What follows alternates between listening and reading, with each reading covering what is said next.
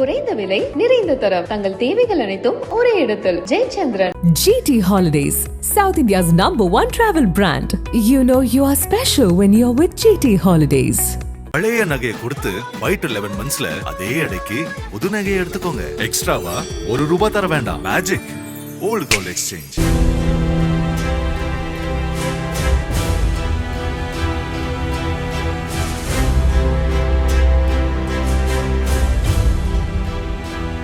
வேலூர் அடுத்த விரிஞ்சிபுரத்தில் உள்ள வேளாண் ஆராய்ச்சி மையத்தில் மத்திய வேளாண் துறை அமைச்சர் சிவராஜ் சிங் சௌஹான் விவசாயிகளுடன் கலந்துரையாடல் நிகழ்ச்சி நடைபெற்றது. நிகழ்ச்சி மதியம் 12:30 மணிக்கு தொடங்கும் என கூறப்பட்டிருந்ததால் விவசாயிகள் சுமார் 11 மணிக்கே வரவழைக்கப்பட்டுள்ளனர். 1:40 மணிக்கு தான் நிகழ்ச்சிக்கு வந்துள்ளார். பின்னர் நிகழ்ச்சி மதியம் 2:30 மணிக்கு முடிந்தது. இதற்கிடையில் விவசாயிகள் நீண்ட நேரம் காத்திருந்ததாகவும் தெரிகிறது. இதனால் நிகழ்ச்சி முடிந்து மேடையை விட்டு கீழே வந்த அமைச்சரிடம் குடியாத்தம் உப்பரப்பள்ளி பகுதியைச் சேர்ந்த AC பாபு என்ற விவசாயி, நாங்கள் நீண்ட நேரம் காத்திருந்ததாகவும் இதனால் சர்க்கரை நோயாளியான நாங்கள் மிகுந்த அவதிக்கு உள்ளானோம் என்று மத்திய அமைச்சரிடமே நேரடியாக முறையிட்டார். அப்போது அங்கிருந்த பாஜகவினர் அந்த விவசாயியிடம் வாக்குவாதத்தில் ஈடுபட்டு திமுக கைக்கூலி என கோஷமிட்டு தள்ளுமுள்ளுவில் ஈடுபட்டு அவரை விரட்டினர். பின்னர் காவல்துறையினர் அவரை மீட்டு சென்று இருசக்கர வாகனத்தில் அனுப்பி வைத்தனர். இதனால் அங்கு சிறிது நேரம் பரபரப்பான சூழல் காணப்பட்டது.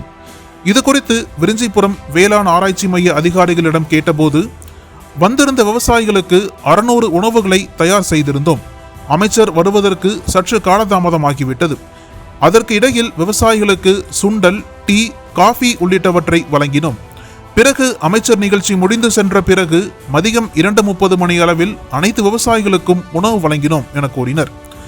மத்திய அமைச்சர் பங்கேற்ற இந்த விழாவில் இறுதியாக தேசிய கீதம் ஒலிக்காதது குறித்து கேட்டதற்கு அதிகாரிகள் எதுவும் பதில் கூறவில்லை.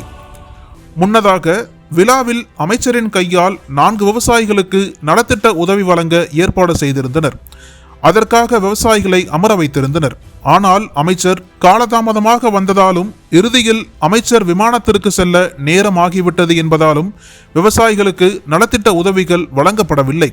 இதனால் விவசாயிகள் ஏமாற்றம் அடைந்தனர். அவசரமாக நிகழ்ச்சியும் நடந்து முடிந்தது. அமைச்சர் பேசுகையிலும், எனக்கு நேரம் இல்லை, நான் உடனடியாக புறப்பட வேண்டும் என கூறினார். நிகழ்ச்சி முடிந்து இறுதியாக தேசிய கீதமும் ஒலிக்கப்படவில்லை. இப்படி பரபரப்பிற்கும் பஞ்சமில்லாமல் மிகுந்த குழப்பத்திற்கு மத்தியில் இந்த நிகழ்ச்சி நடந்து முடிந்துள்ளது.